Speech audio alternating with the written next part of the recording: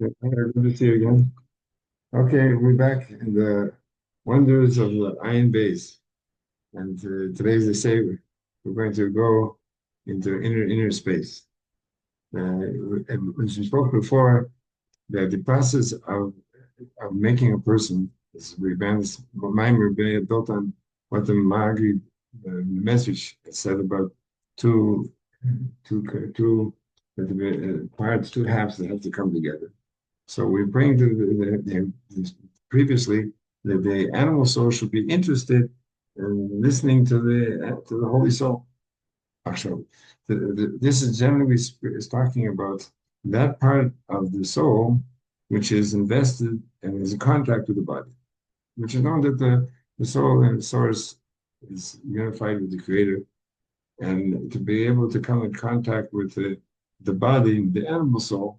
So it's not, so to speak, possible to hook in straight.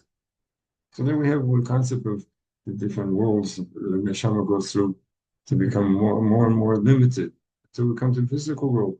We say in the morning the different levels in the soul. And Hashem created it, put it into the world of Yitzira, world of Bria, Yitzira, Siya.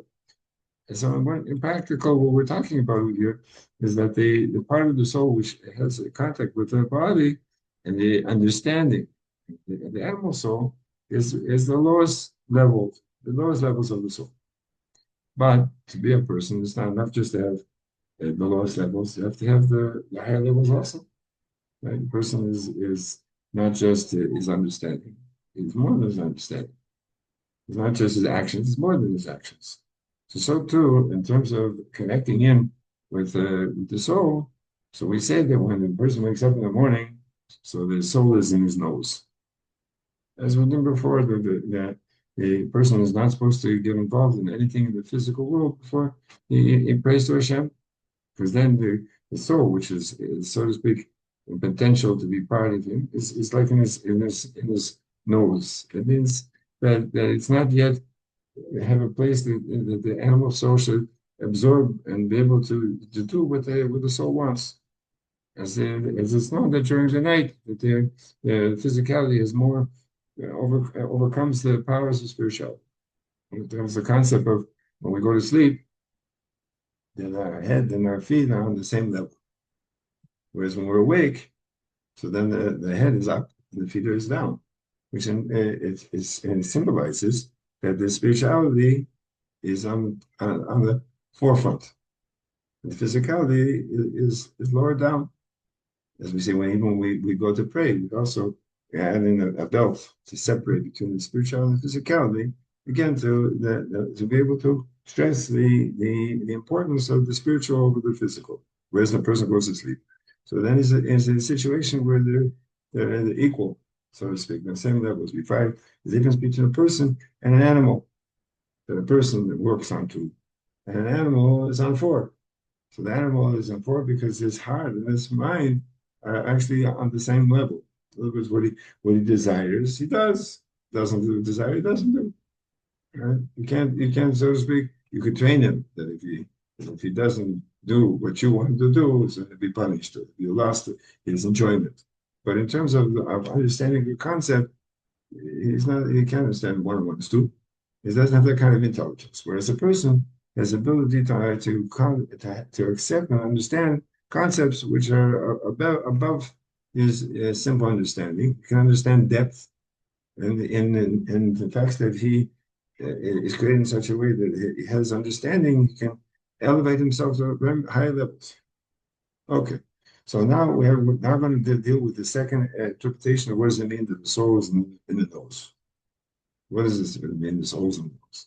So we say that there's something that's different in the power of smell that's in the rest of the other powers. A person eats something, so then his body has a connection with his eating. It's a blessing. It's in contact. When we smell something, so then we say that there's really no contact with the body. So why do we make a blessing? Because the part of the soul which is not in contact with the body, we call this makif. It's there, but it's above revelation. I mean, in terms of in terms of physical, whether some people say that you can see the halo of a person, right? It's very interesting. There's such a thing today that they can detect the halo, and they can, and when a person does a mitzvah, the halo it changes color. They can actually pick it up in a physical way. I couldn't believe that it's everything which we're doing is an impact. So too, that when a person makes a blessing on something that smells, so why is he making a blessing on something that smells? It has nothing to do with his body. It has to do with the part of the soul which is above the general contact with the body, and therefore through smell, there's a connection with that part. So that's why it has to do with the nose. Okay. So now it goes into explaining it a little more in depth, and actually very much in depth, but in terms of what we just to get a little taste of what we're saying over here, that it goes into the concept that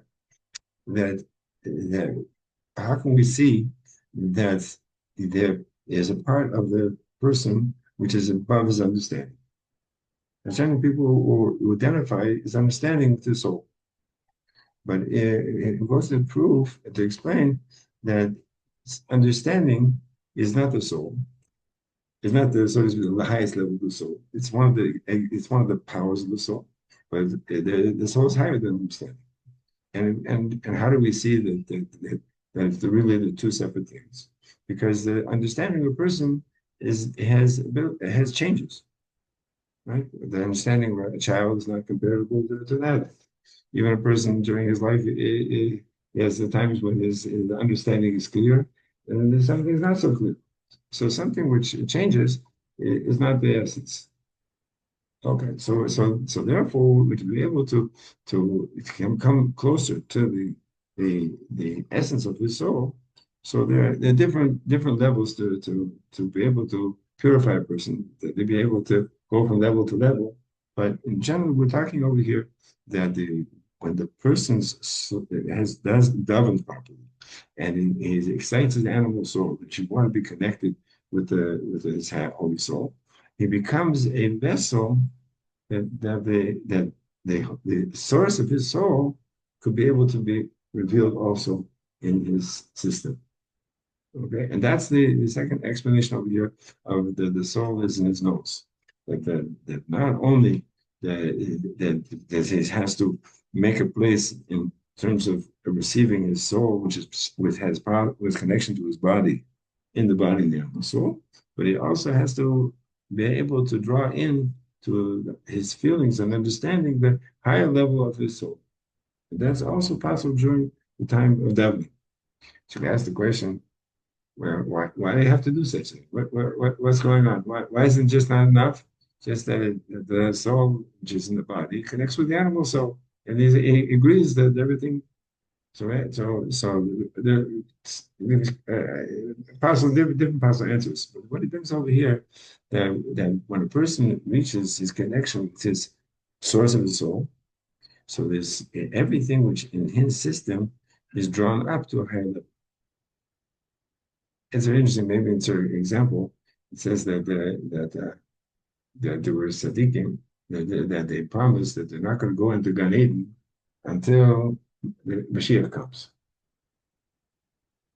So what did Hashem do? So Hashem, after he took the soul, put it up close to the Gan Eden, and he opened up the door of Gan Eden, and they heard this what the sounds and what's going on over there in the Gan Eden, and it's so unbelievable, and the soul wants so much to be close to it. So boom, they jumped in the Gan Eden. Okay. In other words, some of the revelations which are so high that they have an influence on the person that without him having to make a special effort, so he's drawn towards it. So too, by coming in contact with the source of our souls, so we're able to influence the animal soul that he should be drawn towards doing mitzvah and mitzvahs, even not as so to speak as though he feels he has to, but the fact he may be drawn toward in terms of the pleasure that he feels because of the animal, the holy soul has such an excitement and power. So we're drawn to, as you know, that it says by the Baal Shem Tov HaKadosh that the animals that were close to him used to stand up on two, right? instead of walking on 40, instead of on two. In other words, there's such an influence of power that they went out of their animal system and they sensed the holiness of the Baal Shem Tov that they started walking around like people. It's very interesting. There's such a says also by when it came to the funeral of Sarah, I think that it was that so people were so emotional about it that was it Sarah or it's Jacobino? It's Jacobino. One of the two that there was such amazing emotions that even the animals started crying. Could be Jacobino. Anyway, so there's such a power that a person can so much connected to the source of his soul that his body becomes a different body. Defined by tzaddikim that their bodies don't do anything that the Creator doesn't want. And that's one of the things that brought that explained by Avraham Avinu that it said we say in the morning the different things. We say the Akedah that he pushed out, he pulled out his hand, he took the knife. So the question is, why do you need all the different psukim to tell exactly what he did? But each thing was an effort for him to do. Why? Because he trained his body to only do what the Creator wanted. That was known that the forefathers were vessels of chariots for the will of the Creator. So his body sensed that Hashem doesn't want him to kill Yitzchak, but he was commanded that he has to do it. So he had to force his body to go against what he trained his body to do. And that's one of the amazing things of Avraham Avinu. It's explained that what is the greatness of the point of Avraham Avinu, such a great person, that if he was able to put himself aside to be able to do the will of the Creator. And this is one of the major points of the receiving the Torah.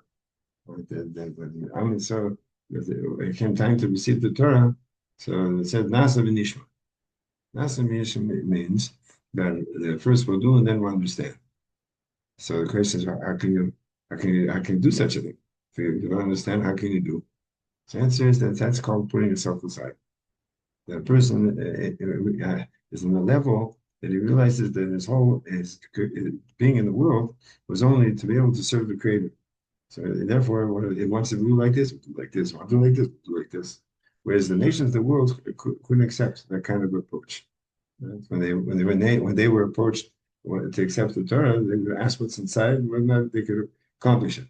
Whereas receiving the Torah is a person has to put himself aside. The Rabbi said that what is the vessel for a person to be able to receive the Torah? He has to make himself humble like the dirt of the desert. That's one of the reasons why the Torah was given in the desert. And the person has to be willing that so to speak, to be able to be stepped on, even though it's not so comfortable. But there's the purpose for that the Creator has, why he has to be this humble. So he's that humble. And we find that Moshe Rabbeinu, that the time we came to his father in the Gemara in Shabbos, on the 89th page, and there it says that the story of when it came time to receive the Torah, so Hashem wanted to keep the Satan busy. So he came to ask, "Where's the Torah?" So he said, "I put it on the earth." So he went looking over the mountains, the water. They couldn't find it. He comes back. He says, "Well, what is it? I can't find it." He said, "Oh, but it's by Moshe Rabbeinu." So he went down to Moshe Rabbeinu and says, "Where's the Torah?" He says, "But the Torah, which is Hashem's unbelievable treasures, it would be by me." What? So Hashem says to Moshe, "Are you trying not? You don't going to tell the truth?" He says, "Well, listen, it's such an unbelievable gift, and you want me that I should tell everybody that you gave it to me, right? That I have to be humble." So that's it. A person is as great as the Torah is great, but Moshe Rabbeinu humble. I should picture it. So that's it. So that's the vessel for being able to receive. The highest is the ability to be able to have the nullification of the body. The nullification of the body, it comes in two ways. One is that that person could nullify his body because his understanding, or his nullification could come because to such an unbelievable great revelations.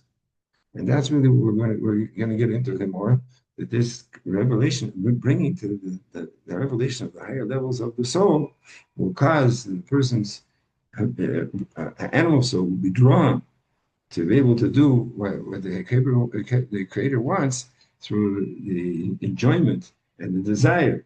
And so therefore the humbleness comes not because of so to speak negative, but it comes as humbleness because of positive.